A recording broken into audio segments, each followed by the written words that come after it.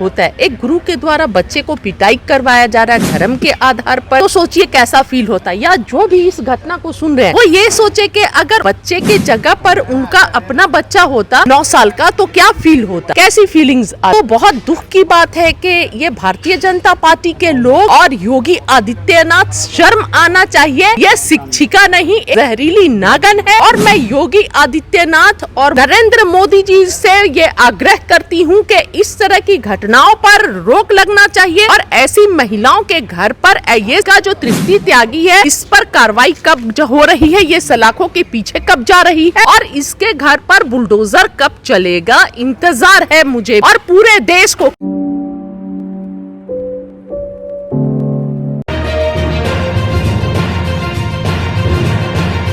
ये सोचने वाली बात है। अगर जो भी सोच रहा, आप खुद पर रख के देखिए, अगर अपने ऊपर रख के देखिए, अगर हम बच्चे होते और हमारे धर्म के आधार पर शिक्षा का मंदिर पाठशाला में एक शिक्षिका जो गुरु को कितना ऊपर दर्जा दिया जाता है, कितना ऊंचा रिस्पेक्ट होता है, एक गुरु के द्वारा बच्चे को पिटाई करवाया जा रहा है धर्म के आधार पर, तो सोचिए कैसा फील होता है। या जो भी इस घटना को सुन रहे हैं वो ये सोचे कि अगर उस बच्चे के जगह पर उनका अपना बच्चा होता 9 साल का तो क्या फील होता, कैसी फीलिंग्स आती। तो बहुत दुख की बात है कि ये भारतीय जनता पार्टी के लोग और योगी आदित्यनाथ, शर्म आना चाहिए। ये शिक्षिका नहीं, एक जहरीली नागन है।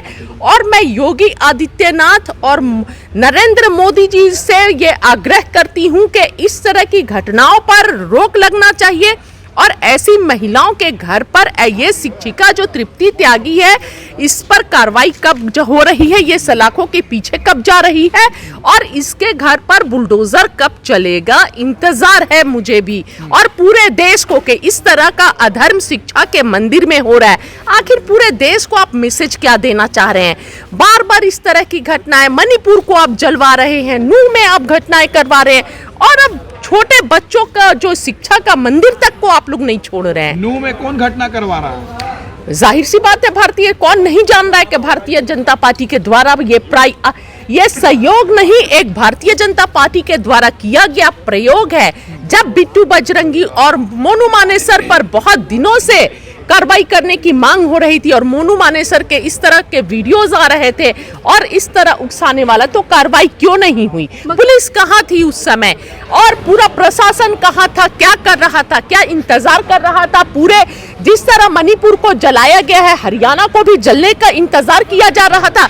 वो तो मैं शुक्रिया अदा करती हूँ अपने जाट कम्युनिटी का, अपने गुज्जर कम्युनिटी का, जिन्होंने बहुत समझदारी से काम लिया और बहुत बड़े घटना का ये प्रयोगशाला बनने जा रहा था हरियाणा, लेकिन उस प्रयोगशाला से हरियाणा बच गया। बच्चे के पिता मगर कह रहे हैं कि हिंदू मुस्लिम का मामला ही नहीं है, हमें नहीं फाइल करनी है। देखिए बच्चे के पिता क्या बोलेंगे जब स्कूल में किसी के बच्चे के साथ किस तरह न्याय की प्रणाली क्या है, न्याय की प्रक्रिया क्या है उत्तर प्रदेश में, हमें बताने की जरूरत नहीं है।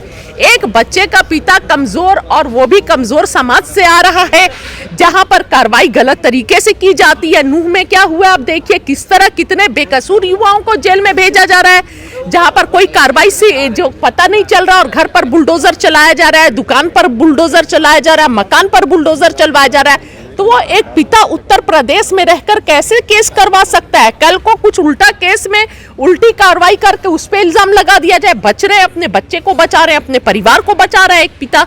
टीचर कह रही है कि वीडियो को गलत तरीके से काट कूट कर दिखाया गया। नहीं, सबसे पहले तो टीचर इस बात का जवाब दे कि स्कूल में पहले तो एक ये प्रावधान आया है कि बच्चे पर हाथ नहीं उठाना है, स्कूल में छोटे बच्चे को पीटना नहीं है, कोई भी इस तरह की एक्टिविटी नहीं होनी चाहिए। और आप वीडियो में पूरा है कि आप दूसरे बच्चों से पिटवा रही हैं, तो ये तो सरासर अन्याय है, जुल्म है और गलत है। और उसके बाद से तो कोई बात ही नहीं होती है, कुछ सुनना ही नहीं है। क्या आपको लगता है कार्रवाई होगी?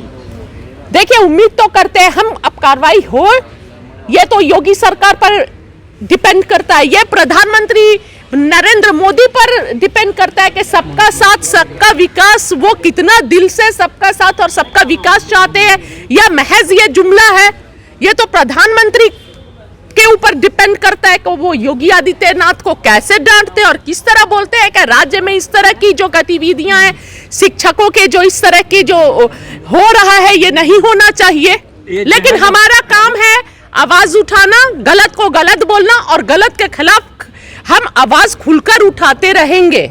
राहुल गांधी ने कहा कि पूरे देश में केरोसिन की तरह जहर को फैला दिया गया। एकदम राहुल जी के बातों से मैं सहमत हूं।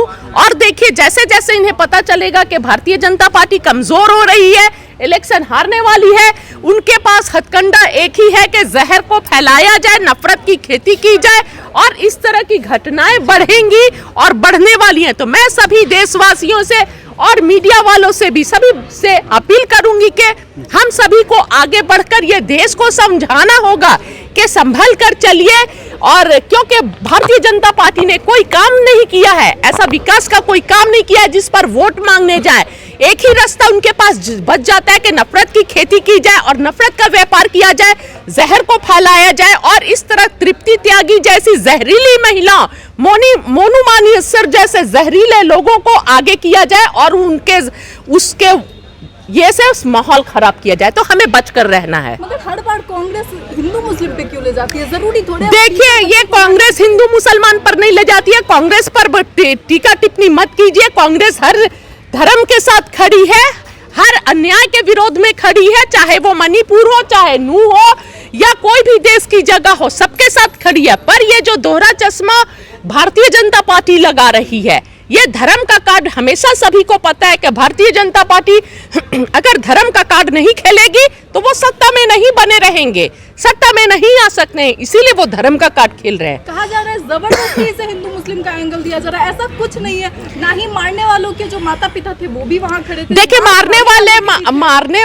देखिए, मार खाने वाले के माता पिता के बारे में तो मत पूछिए कि जिसके बच्चे को एक टीचर, शिक्षिका स्कूल में सभी से थप्पड़ मरवा रही है, उसके अभिभावक क्या बोल सकते हैं? स्थिति आप समझ सकती हैं क्या है, बताइए। फिर ऐसे किस स्कूल में परमिशन है कि टीचर बच्चों से मार खिलवाए दूसरे बच्चे को? ऐसा वजह क्या है? मेन वजह क्या कर सकते? स्कूलों तक नफरत पहुंच गई हिंदू मुस्लिम, क्योंकि वो लोग समाज को बर्बाद कर देना चाहते हैं, जहर समाज के नींव तक पहुंचा देना चाहते हैं, क्योंकि उन्हें पता है एकमात्र यही एक रास्ता है जिससे वो सत्ता में वापस आ सकते हैं। क्योंकि उनके भारतीय जनता पार्टी, ठीक है, क्योंकि राहुल जी के बढ़ते हुए कद से कांग्रेस पार्टी जैसे मजबूत हो रही है। और सबसे पहले देश की जनता को जिस तरह वो लोग छल किए हैं, ये देश की जनता समझ रही है, और इस बात से भारतीय जनता पार्टी बहुत ज्यादा डरी हुई है। इसलिए हर जगह इस तरह की घटनाएं करवा रहे हैं। और मुझे पूरा यकीन है जिस तरह इलेक्शन करीब आते जाएगा, सत्यपाल मलिक जी का भी बयान को हमें नहीं भूलना चाहिए कि ये लोग इलेक्शन जीतने के लिए कुछ भी कर सकते हैं, देश को दंगे की आग में कुछ भी देश के साथ बुरा कर सकते हैं। तो आप कह रही हैं 2024 का ये स्वरूप देखना? बिल्कुल, 2024 की ये तैयारी है।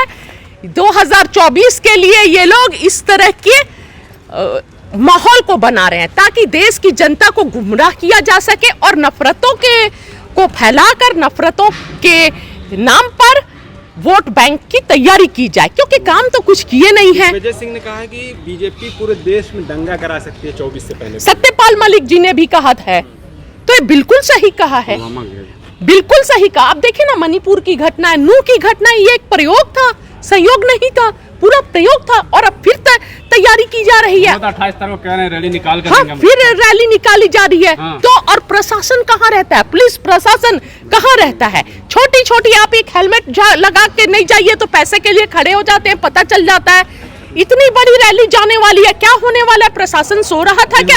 यानी खट्टर सरकार सो रही है, फेलियर है खट्टर सरकार। जिस मोनू मानेसर और बिट्टू बजरंगी की बात कर रही हो तो क्लीन चिट दे दी वहाँ के प्रशासन ने। बिल्कुल क्लीन चिट देंगे, क्योंकि ये इनके नफरतों के व्यापार को बढ़ाने में इनका सहयोग कर रहे हैं। तो जाहिर सी बात है, जिस तरह एक लिस्ट है लंबी चौड़ी, आप देखिए ना, जिस तरह पहलवान महिलाएं बैठी हुई थी और अभी तक पार्लियामेंट में हमारे मंत्री जी बैठे हुए हैं, उनका कोई ये नहीं हुआ। राहुल जी को यहाँ पर 3 साल पहले, 4 साल पहले के एक छोटे से बयान पर निष्कासित कर दिया जाता है। प्रियंका जी पर 50% वाली कमीशन वाली सरकार बोलने पर 41 से का मध्य प्रदेश में केस हो जाता है।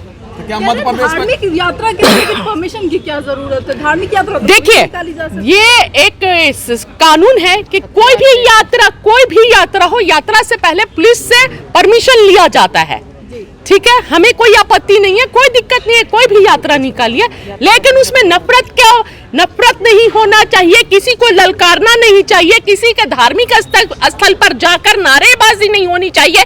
और अगर नहीं कुछ नहीं, और अगर धार्मिक यात्रा निकल रहा है तो उसमें तलवारों की क्या जरूरत है, बंदूकों की क्या जरूरत है, लाठियों की क्या जरूरत है, आप ये बताइए। सेल्फ डिफेंस के लिए पत्थरबाजी होती है सामने। अच्छा, तो पत्थर सेल्फ डिफेंस के लिए पुलिस क्या कर रही है? यानी देश का पुलिस और कानून इतना कमजोर हो गया है कि हर व्यक्ति को अलग अलग तलवार लेके चलना चाहिए। अब हमें तब तो हर महिलाओं को अपने हाथ में तलवार लेके चलना चाहिए, बंदूक लेके चलना चाहिए। हमें महिलाओं के क्या सम्मान बहुत खतरे में है। हाँ, महिलाओं के साथ कहीं भी बलात्कार हो जाते हैं। कैसे खत्म होगी? नफरत को सिर्फ मोहब्बत से ही खत्म किया जा सकता है। वो लोग नफरत की दुकान खोल रहे हैं और हमें मोहब्बत की दुकान खोलनी है, भाईचारा को बढ़ाना है, तभी ये नफरत खत्म होगी। कह रहे कुछ भी हो जाए यात्रा तो निकलेगी। यात्रा निकले, लेकिन पुलिस प्रशासन को पूरा सिक्योरिटी टाइट होनी चाहिए ताकि कोई भी इस तरह की आपत्तिजनक घटनाएं ना घटे।